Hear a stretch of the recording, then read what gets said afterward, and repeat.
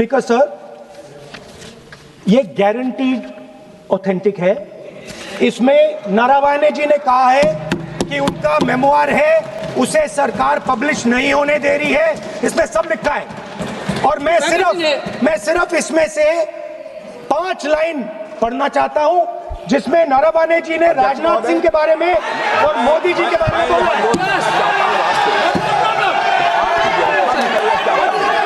जो पुस्तक प्रकाशित हुई ही नहीं है, तो किस पुस्तक को यहाँ पर उल्लेख करना चाहते हैं उनके बारे में?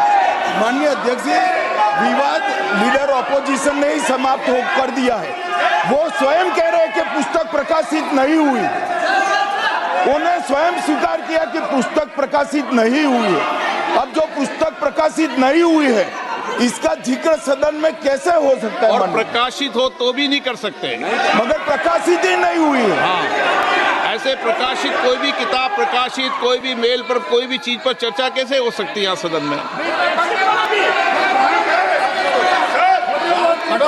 माननीय सदस्य, आप राष्ट्रपति अभिभाषण को बोले। Were within a few hundred meters of our positions on the Kailash range.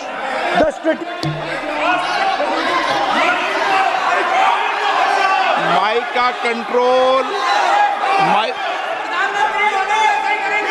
सदन को गुमराह करने की कोशिश न करें और यहाँ अनावश्यक बातों का उल्लेख नहीं किया जाना चाहिए। राहुल, मैं आपको पूर्व में बता चुका हूं कि आप विषय राष्ट्रपति भाषण में रखें।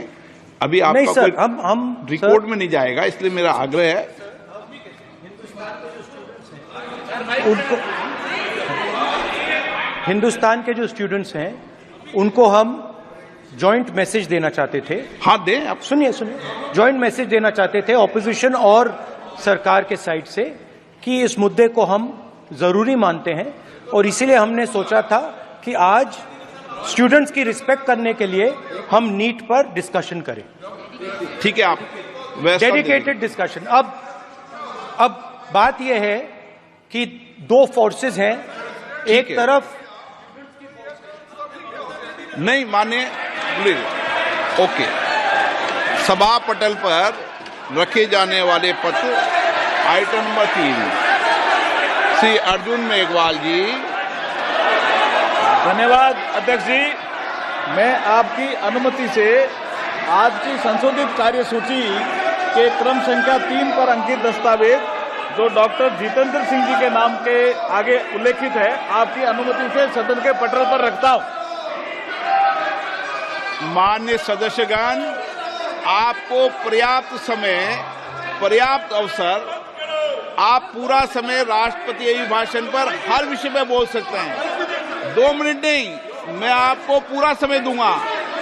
2 मिनट का विषय नहीं है, आप पूरा मेंशन करो, पूरा विषय रखो, मुझे कोई आपत्ति नहीं, ऐसा नहीं। एक व्यवस्था है, आप वरिष्ठ नेता हैं, आप, आपको पूरा समय, पूरा वक्त देंगे। मैं फिर आग्रह कर रहा हूं, माननीय सदस्यगण, हर विषय, हर मुद्दे पर राष्ट्रपति अभिभाषण पर आप चर्चा कर सकते हैं, और सरकार से भी अपेक्षा करूंगा कि आपके उठाए गए मुद्दों पर सरकार जवाब देगी।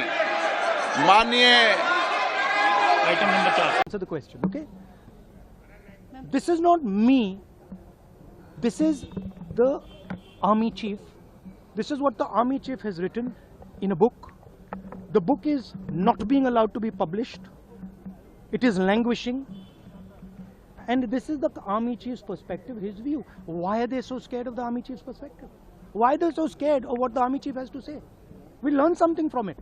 Of course, we learn something about our Prime Minister. We learn something about Rajnath Singh ji, but we'll also learn something about our army and how they were let down by the political leadership of the country. That one second, brother. So that is ये मैं बोलने की कोशिश कर रहा हूँ। मैं ये कह रहा हूँ कि नरवणे जी ने प्रधानमंत्री जी के बारे में, राजनाथ सिंह जी के बारे में अपनी किताब में साफ लिखा है। वो एक आर्टिकल में आया है, मैं आर्टिकल को कोट कर रहा हूं, मुझे बोलने नहीं दे रहे हैं। मैं नहीं बोल रहा हूं, नारावाने जी ने ये किताब लिखी है। वो डरे हुए हैं क्योंकि अगर वो निकला तो नरेंद्र मोदी और राजनाथ सिंह की जो रियलिटी है वो लोगों को पता लग जाएगी कि जब चाइना हमारे सामने खड़ा था, आगे आ रहा था, 56 इंच की छाती को क्या हुआ था उस लाइन में है पूरा। Thank you. ये आर्मी को बदनाम किया जा रहा है सदन के अंदर। आर्मी को भैया कभी बदनाम नहीं करेंगे। आर्मी चीफ का की किताब का एक्सर्प्ट वो पढ़ रहे थे, इसमें बदनाम करने की क्या बात। ये तो हमेशा यही कहते हैं जब इनको कुछ ऐसी चीज बाहर आती है जो जिससे ये कर रहे थे एक्स आर्मी चीफ की, उन्होंने एक बुक और मैगजीन का हवाला दिया। उसके बाद सरकार की तरफ से उन्होंने रोकने की कोशिश की गई, सदन में रोकने की कोशिश की गई। तो किस तरह से देखते हैं? तो मुझे नहीं लगता है हमारे जो सबसे सीनियर मोस्ट जो ऑनरेबल मिनिस्टर्स हैं उनको इतनी बड़ी प्रॉब्लम किस बात की है।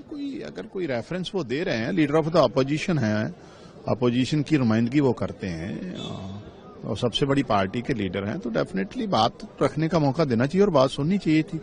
और सच्चाई अगर देश की नेशनल सिक्योरिटी से जुड़ा कोई मुद्दा है, उसकी सच्चाई लोगों तक डेफिनेटली आती है, तो मुझे नहीं लगता इस पे किसी को कोई इतराज होना चाहिए। अनफॉर्चुनेटली सरकार के कुछ मिनिस्टर ओवर उस पे जिस तरीके से डिफेंसिव हुए हैं, ये अपने आप में कई सवाल खड़े करता है।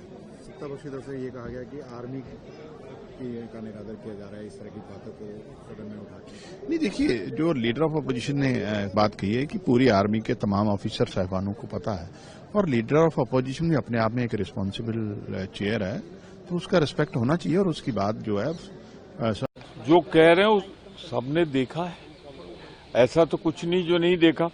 राहुल गांधी देश की सुरक्षा से जुड़ा हुआ एक महत्वपूर्ण मसला, वो भी एक ऐसे व्यक्ति ने उठाया जो भारत की सेना का सर्वोच्च पद में से एक ने कहा है, और कहा ही नहीं है, लिख के दिया है। तो सारे देश को जानना चाहिए कि ये सरकार चीन के सामने नतमस्तक क्यों है, भारत माता की सार्वभौमिकता से समझौता क्यों कर रही है। वही बात राज्यसभा में कही गई, सुनी गई, कार्रवाई में आई, तो उसमें कौन सी बड़ी बात थी जो लोकसभा में नहीं कहने दे रहे थे। यही तो, वो तो देश के हित की बात कर रहे हैं राहुल जी ना, तो वो तो सुनी जानी चाहिए। किरण रिजिजू कह रहे हैं कि माफी मांगे कि 1959 सवाल हुआ है। राहुल कह रहे हैं कि पीएम, बीजेपी, डिफेंस जो है वो सब डरे हुए हैं, वो लाइन पर आंसर नहीं कर पा रहे हैं, आंसरेबल नहीं हो पा रहे हैं। सो भाई के देखिए, नेहरू जी को गए दशकों हो गए, आज भी भाजपा का छोटे से लेकर प्रधानमंत्री जी तक नेहरू जी को हर बात पर कोसते हैं। नेहरू जी तो सफाई देने के लिए नहीं है। आज सदन में सामने प्रधानमंत्री जी, गृह मंत्री जी, रक्षा मंत्री जी बैठे हुए थे। अगर राहुल गांधी की कोई बात गलत लगती तो उनके पास जवाब देने का अधिकार था, उनको झूठा साबित करते। बोलने नहीं देंगे, किताब कोट नहीं करने देंगे, मैगजीन कोट नहीं करने देंगे, ऐसे भी बोलने नहीं देंगे, वो वाली बात नहीं बोलने देंगे। ये बोल बोल कर इन्होंने शायद साबित कर दिया देश के जनमानस में कि कुछ तो ऐसा राज है जो इससे डरे हुए हैं। तो क्यों नहीं रखने देते हो? अब नरवणे कोई छोटा आदमी नहीं था ना, वो तो सीडीएस थे ना, चीफ ऑफ डिफेंस स्टाफ था ना, तो उनकी कोट क्यों नहीं कर देते हो? किताब छपी नहीं है, किताब छपाने नहीं दी होगी ना इन्होंने, इनके नाम डाले तो छपाने देंगे क्या? ये समझने की बात है। तो ये गलत है। जो विद्यमान स्थिति चाइना के बॉर्डर पर है, अपने वांगचू को क्यों अंदर रखा है, वो पहले जवाब दे दो, मैं पूछूंगा अभी। के जो मेमोयर है लगातार उसी बात को दोहराया, क्या कहना चाहेंगे? और सरकार ने उसको ऑब्जेक्ट किया है, आप भी उसमें ऑब्जेक्ट करने वाले हैं। देखिए, 2-3 चीजें समझिए। हम जो संसद के अंदर बोलते हैं वो संविधान की एक आर्टिकल है 105, और 105 कहता है कि हमको बोलने की आजादी है। उसी 105 में ये लिखा हुआ है कि कई एक चीजें ऐसी हैं जिसको कि स्पीकर को रूल बनाना है, लेकिन उसमें एक और जो कैच है 105 का, वो ये कहता है कि जो आर्टिकल 19 है कॉन्स्टिट्यूशन का, फ्रीडम ऑफ स्पीच, उसको सबसे पहले ध्यान में रखना है। आर्टिकल 19 का जो पॉइंट नंबर 2, 3 और 4 है, वो ये कहता है कि जहां दूसरे देशों के साथ संबंध खराब होने की बात हो, जहां नेबरिंग कंट्रीज की बात हो, जहां नेशनल सिक्योरिटी की बात हो, उन चीजों में बात करने में परहेज करना चाहिए, नहीं बात करना चाहिए। ये भारत के 140 करोड़ लोगों पर लागू होता है और संसद में बैठे हुए हम सभी सांसदों पर लागू होता है। यदि आप नरवाने की कोई बात कह रहे हैं तो लोगों ने पूछा कि किताब कौन सी है, तो किताब तो आपको पता ही नहीं है, उनको तो पता नहीं हो, तो जिसने लिख दिया होगा उनके स्पीच को वो आके आ गए। दूसरा सवाल यह है कि जब ये पार्लियामेंट बना तो उसमें कुछ नियम आए, जैसे 349 है। 349 का पहला पॉइंट कहता है कि आप किसी किताब को, किसी न्यूज़पेपर को, उसको कोट नहीं कर सकते। दूसरा कहता है 352(2) है, वो ये कहता है कि आप किसी मेंबर के ऊपर, जो बोनाफाइड मेंबर है उस सदन का, यदि उसके ऊपर कोई एलिगेशन है तो उसके लिए 7 दिन का नोटिस देना पड़ेगा। और उसी में फिर 353 है नियम, जो ये कहता है कि किसी मिनिस्टर के ऊपर यदि आपका आरोप है तो जब तक उसकी इंक्वायरी नहीं हो जाएगी तब तक उसके ऊपर आप कोई क्वेश्चन नहीं कर सकते हैं। तो राहुल गांधी जी को न भारत के संविधान पर भरोसा है, न स्पीकर की रूलिंग 389 ये कहता है रूल बुक में कि जो स्पीकर ने कह दिया वो फाइनल है, न उसके ऊपर भरोसा है, न आर्टिकल 349 जो रूल बुक है उस पर भरोसा है, न 352(2) पर भरोसा है, न 353 पर है। तो जब किसी चीज पर भरोसा ही नहीं है तो कांग्रेस के बुद्धि पर क्या कह सकते हैं। मुझे लगता है कि जिस तरह से, और ये जो आर्टिकल जिसका मैंने जिक्र किया फ्रीडम ऑफ स्पीच में, ये 1963 में मेरे बात को गौर करिएगा, ये बातें जो है जवाहरलाल नेहरू जी ने भारत के संविधान में जोड़ा है, तो उनको नेहरू जी के ऊपर भी भरोसा है।